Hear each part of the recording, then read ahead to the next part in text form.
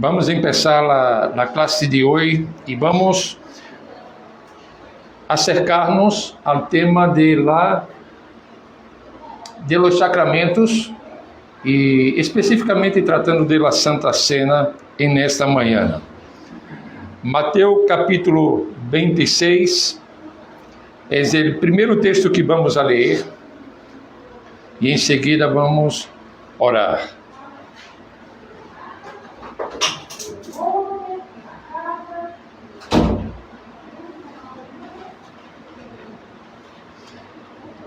Eu vou ler do versículo 26 hasta 29. Capítulo 26 de Mateus.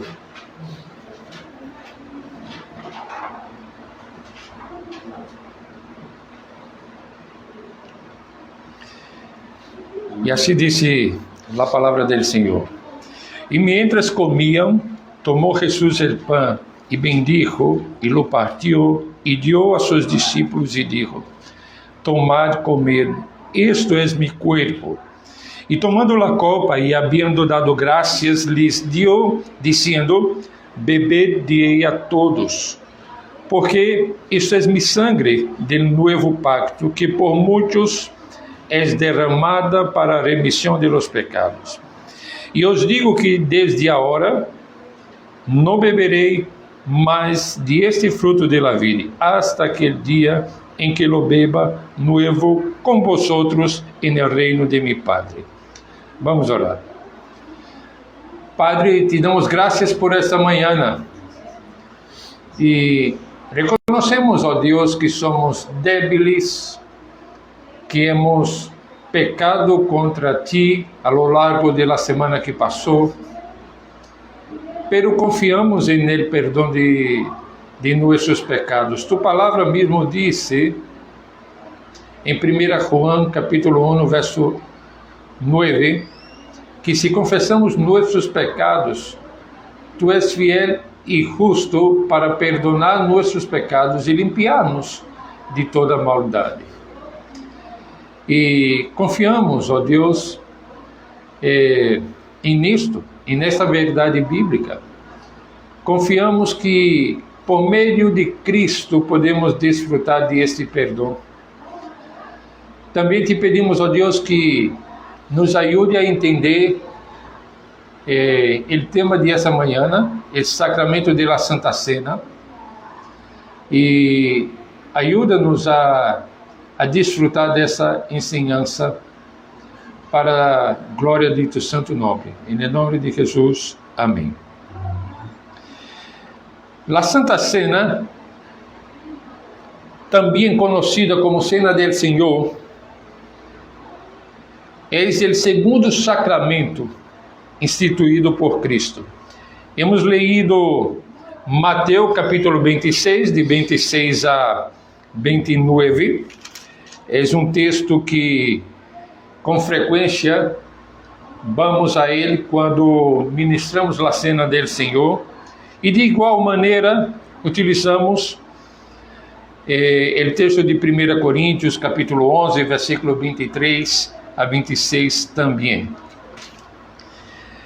Para tratar deste tema, a primeira coisa que devemos poner sobre a mesa é o aspecto de la presencia de Cristo, la presencia espiritual. E a diferença de la transubstanciação católica, onde o pão e o vinho se conviertem literalmente em cuerpo e la sangre de Cristo, ou la consubstanciação luterana, onde Cristo está em, com e bajo os elementos.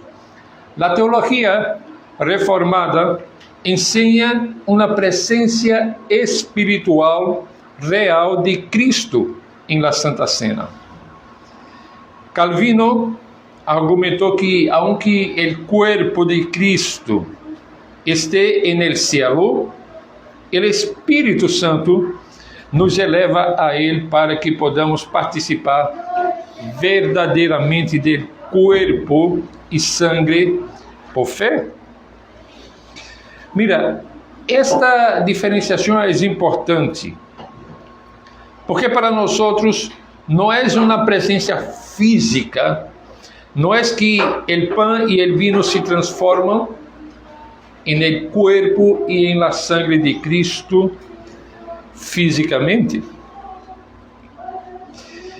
Berkhoff, teólogo reformado, explica que os elementos são señales que nos dirigem a Cristo e por la fé o Espírito nos une a Cristo e nos alimenta espiritualmente. A partir disso, avançamos para considerar a participação e benefícios quanto a esse sacramento. E a cena é um meio de graça para os crentes. E hemos falado disso, assim como o bautismo também é um meio de graça. E desfrutamos assim de seus benefícios. Ao participar com fé, recebemos a nutrição espiritual, somos fortalecidos em nossa união com Cristo, se nos assegura a remissão de nossos pecados e somos animados a nossa esperança de la vida eterna. Abram comigo em la primeira carta do apóstolo Pablo a los Coríntios, capítulo 10, versículo 16. Vamos a ver o que nos ensina esse texto.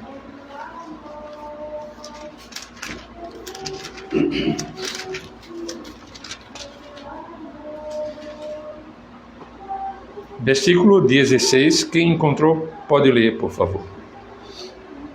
Dice, la copa de bendición que bendecimos no es la comunión de la sangre de Cristo, el pan que partimos no es la comunión del cuerpo de Cristo.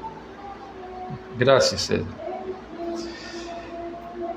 El pan que partimos e a copa são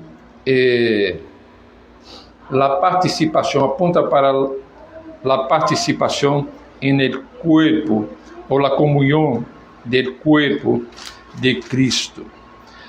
E nesse momento recordamos a morte de Cristo e seu sacrifício por nós outros. O texto que leemos de Mateus disse: haced isto em memória de mim. Vamos ler também 1 Coríntios 11, de 23 hasta, del versículo 23 hasta el versículo 30, que é outro texto acerca da instituição da cena do Senhor e que leemos muitas vezes. Sim, exato. Porque yo recibí del Señor lo que también os he enseñado. El Señor Jesús, la noche que fue entregado, tomó pan y habiendo dado gracia, lo partió y dijo: tomad, comed, esto es mi cuerpo, que por vosotros es partido, haced esto en memoria de mí. Asimismo tomó también la copa después de haber cenado, diciendo: esta copa es la nueva pacto, es mi sangre. Haced esto todas las veces que la bebiereis en memoria de mí. Así pues, todas las veces que comiereis este pan y bebiereis esta copa, la muerte del Señor anunciáis hasta que Él venga. De manera que cualquiera que comiere de este pan y bebiere esta copa del Señor, indignamente será culpado del cuerpo y de la sangre del Señor. Por tanto, pruébese cada uno a sí mismo y coma así del pan y beba de la copa, porque el que come y bebe indignamente sin discernir el cuerpo del Señor, juicio come y bebe para sí. Por lo cual, hay muchos enfermos y habilitados entre vosotros y muchos duermen. Ok, gracias. Bueno, lo que tenemos aquí básicamente habla de los elementos, habla también de la seriedad desse sacramento, ¿sí? Somos llamados a uma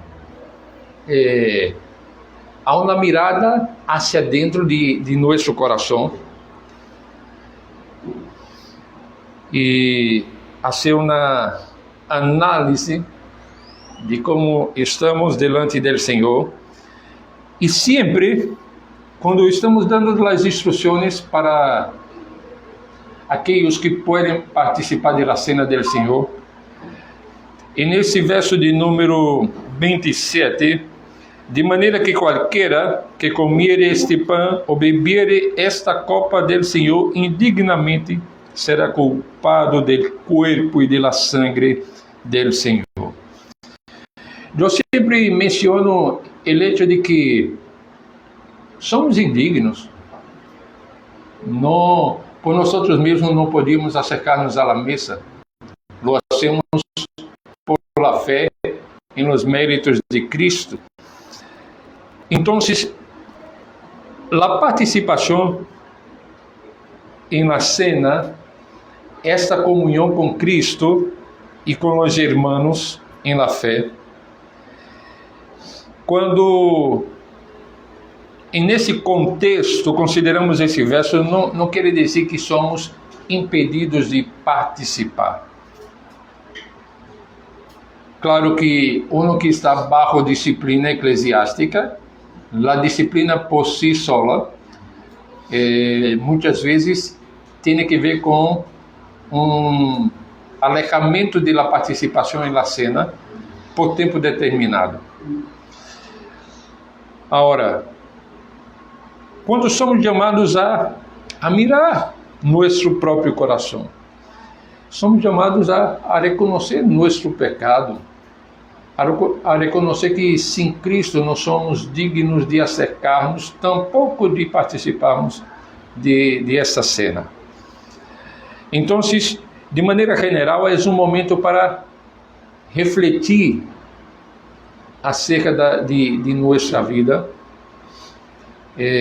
evaluar se de hecho seguimos lutando contra o pecado ou se estamos acomodados em el pecado, ou se estamos deleitando-nos em el pecado quando deveríamos estar peleando contra ele. Então, é um momento de pensarmos nestas coisas. E quando habla de comer esse pão e beber essa copa del Senhor indignamente, não era sem discernir, versículo 29, porque ele que come e bebe indignamente sem discernir o corpo del Senhor, juízo come e bebe para si. Que pensam vocês que seria comer e beber indignamente sem discernir o corpo del Senhor? Esa es una buena pregunta. Yo en muchas ocasiones he querido responder esa pregunta, pero lo que me da a entender el pasaje o el contexto del pasaje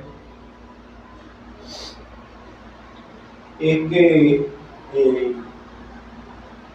comer o beber indignamente es realizar, o sea, participar del acto memorial de la muerte y resurrección del Señor, o sea, tomando la cena, estando en algún tipo de conducta inadecuada, en enemistad con algún hermano, en un pecado reincidente, o sea, pareciera que fuese eso lo que está dándose a entender, porque anteriormente Se está hablando que la gente iba a la cena del Señor a hartarse, a comer de manera adecuada.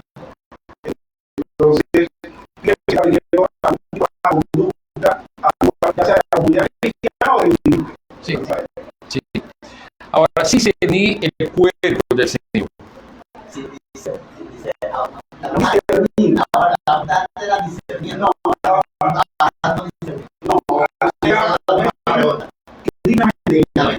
Sí, indignamente es un aspecto en que el versículo trata, ¿no? Porque el que come bebe indignamente. Entonces, ya hablamos sobre eso, ¿no? Cuando no estamos en Cristo, por ejemplo, y participamos de la cena, cuando no cumplimos los requisitos bíblicos para que uno se acerque, estamos comendo indignamente. Agora, comer sin discernir el cuerpo del Señor. Comer sin discernir el cuerpo es cuando yo participo de lo que está ocurriendo, pero sin consciência de la seriedade del momento, sem conhecimento de los benefícios, se sou indigno ou não. Então, sem discernir o corpo do Senhor também pode ser. Como dizer que sem saber realmente Isso está participando de algo sin saber realmente qué es lo que significa y qué es lo que representa. Sí, qué beneficios hay, si cumplo con los requisitos. Entonces eso sería, de manera sencilla, sería lo que podemos entender por esse aspecto. Entonces, quando participamos a la ligeira, digamos assim, sem pensar em nada, só queremos de maneira religiosa cumprir com o rito, estamos, então, actuando sem discernimento do corpo do Senhor. Pero, además de la cena, hablar de la presencia espiritual de Cristo, además de que a enseñanza bíblica trata de la participação de los benefícios, habla de la comunhão, pero também habla de proclamação, porque somos chamados a proclamar a muerte hasta que Ele venga. Quando hacemos isso, quando participamos da mesa, diz o texto de Mateus que anunciamos a morte do Senhor hasta que Ele venga. E também, no contexto da participação da cena do Senhor, estamos como que mirando hacia adelante a la cena de las bodas del Cordeiro en el cielo. Es como una anticipación de lo que vamos a disfrutar en el porvenir. Ahora, la Confissão de Fé de Westminster, en su capítulo 29, que trata de la cena del Senhor, afirma que neste sacramento Cristo nos é oferecido, não é oferecido a seu Padre, nem se hace nenhum sacrifício real por el pecado, sino que é uma comemoração de aquele único sacrifício de si mesmo, por uma vez oferecido em la cruz, e uma ofrenda espiritual de alabança. Também se enfatiza que los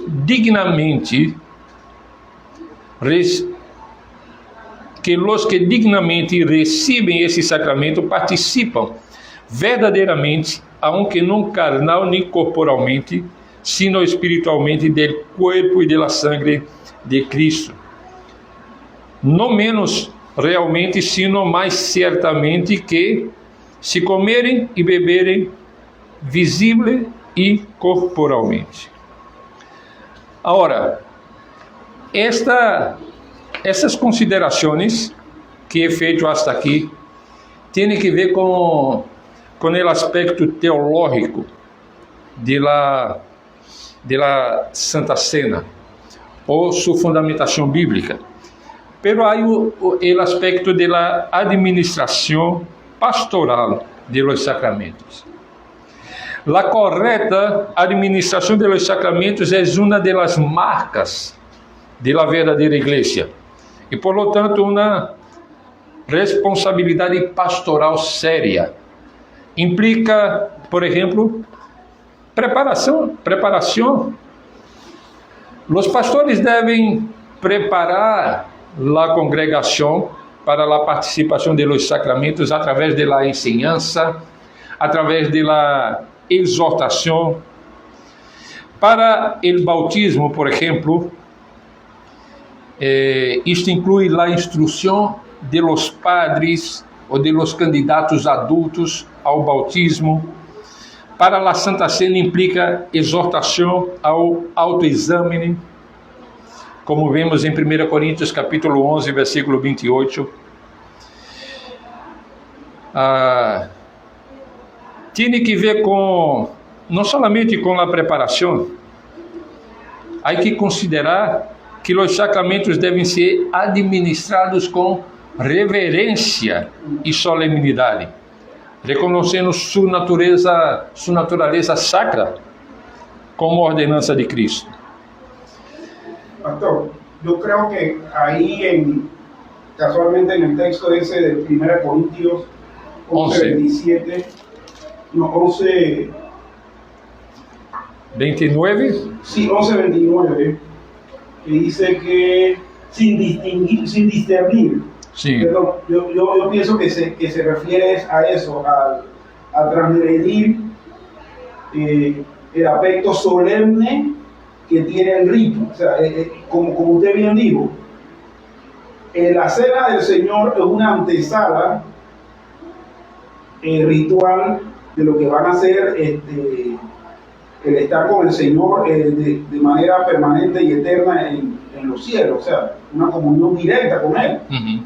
Entonces, no discernir el cuerpo del Señor, es decir, la misma ceremonia, es precisamente ver con menosprecio, sin seriedad, lo que se nos está representando en esa celebración. Exacto. Muy bien.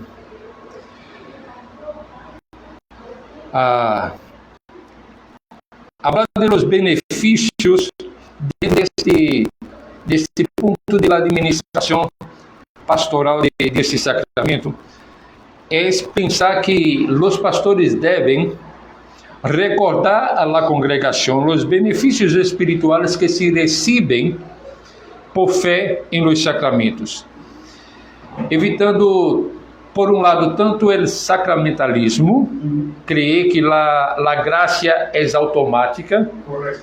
como el mero simbolismo, verlos como ritos vacíos. Entonces, hay como que bíblicamente una expectativa que el pastor, ao administrar la Santa Cena, lo haga com a seriedade que se requer nesse sacramento. E, por lo tanto, a instrução é o primeiro passo. Instruir a la igreja. Pero, dentro de esta responsabilidade pastoral, há que considerar a exclusão.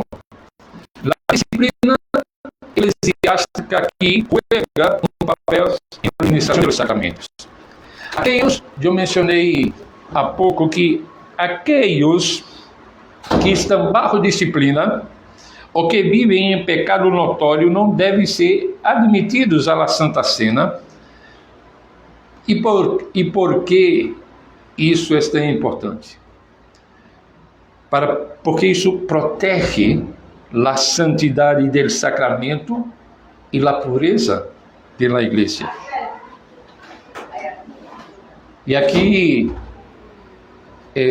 Joel Bick e Ismael subrayan que a administração de los sacramentos é um privilégio e uma responsabilidade de los ministros ordenados, quienes actuam em nome de Cristo e de sua igreja. É um acto de pastoreio que nutre e fortalece o rebanho. Por isso que não é qualquer pessoa que pode ministrar la cena. Pastor, una vez me tocó participar de una celebración de la Cena del Señor, en donde la estaba primero desarrollando un laico, una mujer, o sea, la esposa de uno de los hermanos de la congregación, en conjunto con su esposo, pero la batuta la tomó ella, o sea, entonces lo otro era que tampoco eran, ninguno de los dos estaba ordenado para nada. O sea, hubiese sido el colmo ya que por ejemplo en ese caso a ella lo hubiesen ordenado, ¿no? Pero igual tanto él como ella laicos. Y ahora que usted menciona eso, yo estoy viendo como que no le prestaron la atención debida a la celebración. Ajá. ¿Por qué? Porque no la hizo la persona que debe hacerla, que es el ministro, ¿no? O sea, la hizo un miembro regular. Entonces, como que eso lo puede hacer cualquiera. Sí, exacto. Sí. Mientras tú hablas, yo estoy pensando aquí en mi tiempo, desde cuando estoy en la iglesia presbiteriana, no me recuerdo de una ocasión en que otra persona, sino el pastor de la iglesia, ministrando la cena. No me recuerdo si, por ejemplo, en la falta de un pastor, de haber visto un presbítero o otra persona delegada para hacer eso. No me recuerdo. No, pero la iglesia no era de corte reformado. Sí, sí. Sí. Pero la instrucción y la comprensión bíblica que tenemos en el ámbito de la teología reformada es que la responsabilidad es del pastor que fue ordenado y lo hace eso en nombre de Cristo y como representante legal, digamos, de la iglesia. Ahora, pastor, disculpe que le interrumpa. Hacer eso como acabamos de mencionar como ejemplo, ¿será que se hace en algunos contextos porque resisten? Buenos días. Porque resisten a llamarle a esa celebración un sacramento, que lo tienen como una ordenanza? O sea, el hecho de no utilizar el término sacramento, sino ordenanza, puede ser que los lleve a tener ese tipo de práctica así superflua con respecto a eso. Sí, puede ser, pero tal vez não somente isso, mas a falta de enseñanza bíblica correta, onde a interpretação toma este caminho de não observar este aspecto da dignidade, da seriedade do sacramento, não? Então, já vi, por exemplo, em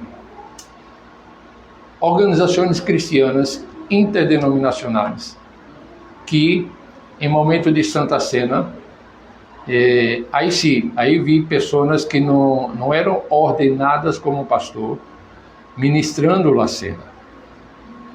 E eu me quedava pensando, mas se aqui há pastores, por que outra pessoa que não é pastor está ministrando a cena?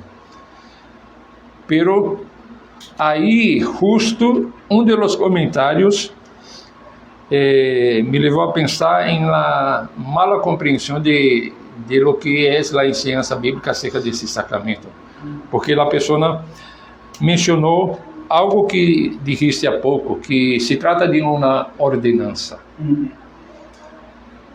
E para mim, tanto ordenança como sacramento, para alguns pode ter uma diferença fuerte. Pero para mim, se é uma ordenança de Cristo ou um sacramento instituído por Cristo, deveria ser levado com a mesma seriedade e solenidade que exige. El problema no está en la terminología, Sí. es en la comprensión Correcta Correcto. de la enseñanza. Mira, para cerrar, digamos, el tema de los sacramentos, porque la próxima clase sería sobre la disciplina eclesiástica y la misión de la iglesia, tenemos que considerar la relación entre sacramento y fe. En el caso nuestro, siempre mencionamos los sacramentos como medios de gracia para los creyentes. Entonces, por isso, a importância de entender esse sacramento e fé e como se dá essa relação. E aqui é crucial reiterar que a teologia reformada rechaça a ideia de... Há uma expressão em latim que diz ex opere operato, que os sacramentos conferem graça automaticamente por el mero hecho de ser administrado. A eficácia de los sacramentos não reside en el rito em si mesmo. Vimos isso quando tratamos do bautismo. Não é o bautismo que salva. O bautismo tampouco garantiza automaticamente a salvação. E a eficácia do sacramento, seja do bautismo ou da Santa Cena, está na obra do Espírito Santo e na fé do participante. Então, os sacramentos são meios de graças para o crente. Isso significa que Deus usa estes meios para fortalecer, para confirmar a fé de aqueles que já estão em Cristo. São instrumentos, né? Através de los quais Deus nutre a fé que Ele mesmo ha impartido ou implantado em nós outros. Por isso que Calvino, em suas Institutas, habla de los sacramentos como seios de la justicia de la fe. Não é a justiça mesma, pero é o seio. Para o bautismo, isso significa que o niño bautizado é incluído na comunidade del pacto e está bajo a promessa de Deus, pero deve venir a la fé personal quando cresça, para experimentar os benefícios salvíficos do bautismo. Para a Santa Cena, são aqueles que têm fé em Cristo e se examinam a si mesmos, podem participar dignamente e receber os benefícios espirituais. Aqueles que participam sem fé comem e bebem juízo para si. Mire, hermanos, essa compreensão que temos a partir da teologia reformada quanto aos sacramentos nos chama a uma participação consciente e reverente. Devemos ter em mente que não são ritos ou actos mágicos, sino encontros sagrados com o Deus vivo, onde Deus mesmo confirma suas promessas e nos fortalece por seu Espírito.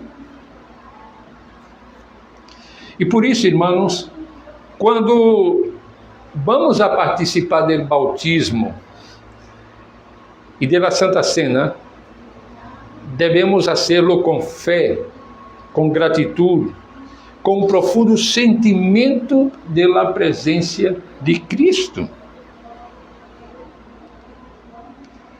Juan Calvino, uma vez mais, quero citá-lo aqui, disse: os sacramentos são apêndices da palavra de Deus, que confirmam o que a palavra já ha prometido.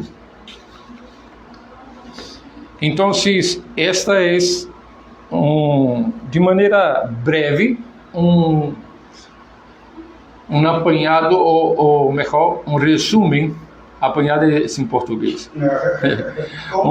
Apanhado, quando junta as ideias e la apresenta como uma compreensão general de lo que estamos tratando. Então, o que hicimos aqui, tanto no bautismo como na cena, foi apresentar-lhes de maneira sencilla e resumida o que encontramos na teologia reformada e desenvolvida de maneira mais ampla, mais profunda, em estes teólogos como Joel Bick, Berkhoff, também Juan Calvino. E aí outros aí que podemos também desfrutar de seus textos. Bueno, alguma pergunta? Temos quatro minutos para concluir a... Eu não quero começar outro tema que não nos toca tempo, não temos tempo. Un aspecto yo tengo. Consideré aquí que lleva mucho a ver al tú sentirte o al tú estar pensando o dudando en tomar la Santa Cena. Unos aspectos que tenían ellos acá en los versículos anteriores, como por lo menos cuando mencionó sobre el ego, el alto ego, cuando les menciona de que pero los anunció esto, que como así no para alabarnos de lo que estaban haciendo, y también sobre el desorden que tenían en sus pensamientos sobre el concepto real de lo que era la Santa Cena como consagración, como estaban embriagándose, comiendo montones. Entonces ese era un concepto equívoco. También hay que prepararse, como lo estamos haciendo, sobre lo que es los sacramentos, para poder tener un entendimiento claro. Eso me imagino lo que estaba diciendo aquí, porque no tenían ese entendimiento claro, que hacía la manera de para antes de hacer las cosas. Sim. Exato. Esta, digamos, exortação de Pablo em los versículos anteriores, de hecho, refleja a mala compreensão de la participação em la cena. Há alguns que mencionam que havia la cena comum, onde eles também compartilham de la comida, e la cena del Senhor, que muitas vezes ocorria a la continuação. Pero de qualquer maneira, há essa exortação, a maneira como as coisas estavam ocorrendo, e que, independente de lo que consideramos, a referência se é unicamente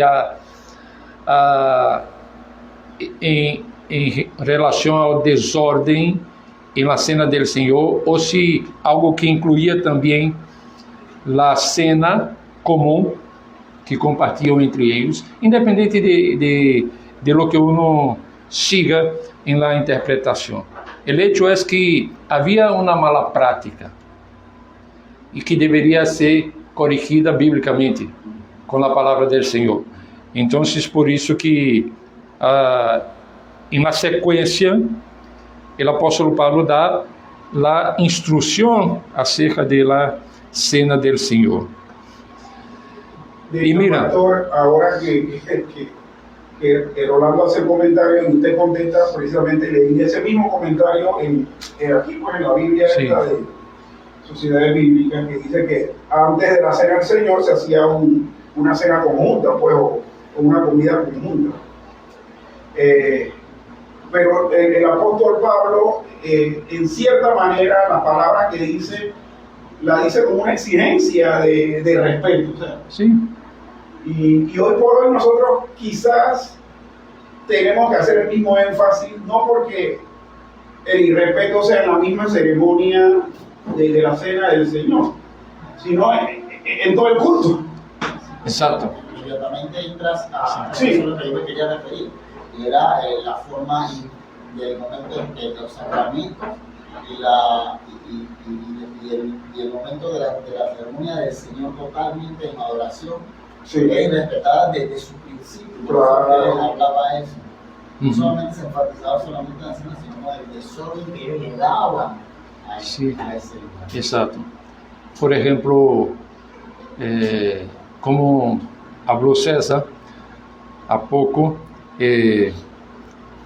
todo o aspecto que tem que ver com a adoração pública, há que ter reverência em lo que uno está fazendo, a liturgia, a leitura, a oração, os cânticos, a predicação de la palavra, tudo tem que ser hecho com seriedade e com reverência, porque estamos fazendo delante del Senhor. Assim como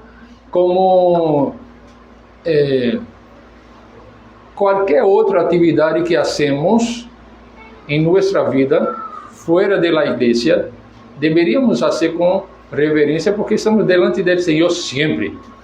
Sempre. Hay que haber orden y decencia.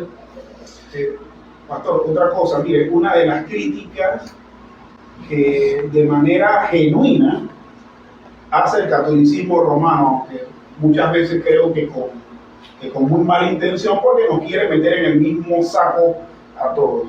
Pero una de las críticas genuinas que hace el catolicismo romano es precisamente esa falta de reverencia en los servicios.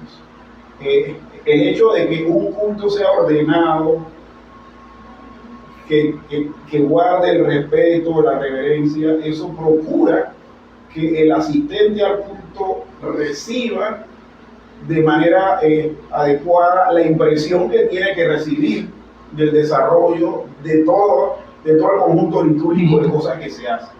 Si en un culto hay grito, conversa, o sea, que la gente no guarda el silencio, etcétera, etcétera, porque pueden ocurrir otras cosas más. Esa distracción lo que va a ocasionar es que posteriormente no se entienda nada de lo que se hizo y no se reciba con efectividad lo que se ha propuesto para hacer. Entonces, o sea, el culto de por sí, la cena del Señor, el bautismo, etcétera, tienen que ser acciones que en la comunidad, en el momento del culto, tiene que haber reverencia, porque si no, entonces, ¿para qué? Ese orden humano que no va a adquirir una persona fuera del cuerpo de Cristo. Claro. Ese orden lo viene a recibir cuando el Espíritu Santo mora en él, porque él viene a ordenar. Sí. Porque él lo que hace es ordenar la casa de adentro de la persona. Sí. Entonces eso fluye por medio del Espíritu en esa persona. Sí. Y va a un orden y va sintiendo ese orden y practicando ese orden. Sí. Y de hecho el Espíritu ordena los afectos, la voluntad,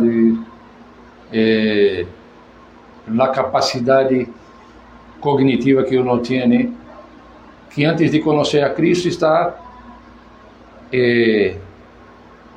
direccionada a outro Senhor, né? Ao pecado, a Satanás. Então, quando uno se convierte, o Espírito Santo ordena toda essa vida interior de la persona. e inclina todo su coração. E aqui, quando menciono coração, menciono de uma maneira integral para referir-me à capacidade cognitiva, sentimentos, vontades e tudo.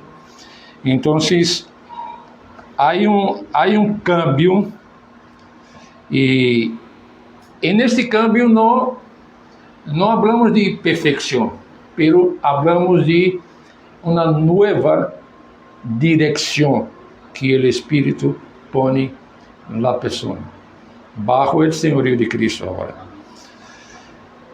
Bueno, hermanos, vamos concluir esta clase e preparar-nos para o culto.